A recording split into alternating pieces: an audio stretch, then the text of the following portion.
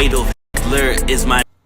Possibly the worst YouTuber of all time has been banned. Today we're gonna dive deep into his story and most importantly, the real reason why he was banned. Stay tuned. Master Oogway's channel amassed nearly 7 million subscribers in his time as a creator. He started out as a YouTube Shorts creator. His big hit was voice acting meme quotes in a Master Oogway voice where he gets his name from. If she is your cousin, she's asking for some loving. You know, it'd be fine if he posted a couple of these here and there and then ventured out. But what does the master do after receiving some recognition for this content? He posts the same reused format hundreds upon hundreds upon hundreds of times over and over again. They say the apple doesn't fall far from the tree, so bring your sister to me.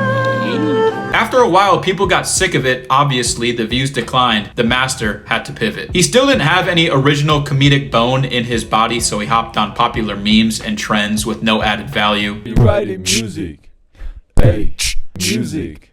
You know I gotta music. Or he'd play an entire video and at the very end he'd pop up and say something unfunny. Now warning, this is where he's starting to realize what really gets the views for him.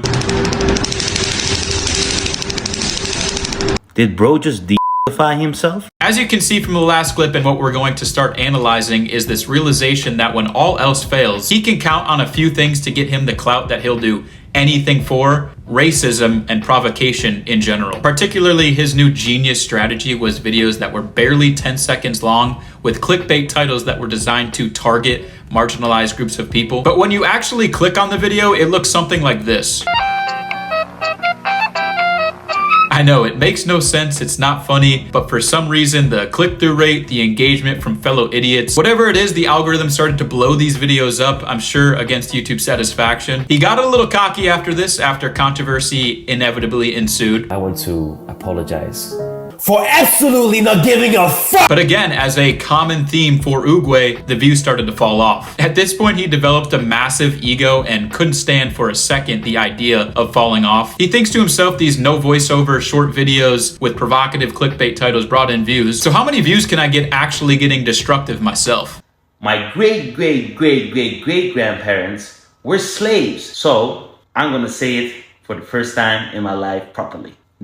This was really the video where people were like, okay, enough is enough with this guy. You probably saw the video on your feed yourself and were like, what's going on here, YouTube? Obviously, you had your low IQ crowd that absolutely loved it. Either way, it got his clicks, it got the people talking. Really all Oogway was looking for. Somehow creating all of this though, it seems like he didn't expect any backlash from people. People were supposed to be just okay with racism, homophobia, whatever. He took to Twitter to start crying about some of the strikes that he was receiving. He tried to explain his content, that it was purely comedic. He wasn't a racist, he's just a normal guy. I make dark humor jokes that I think is funny.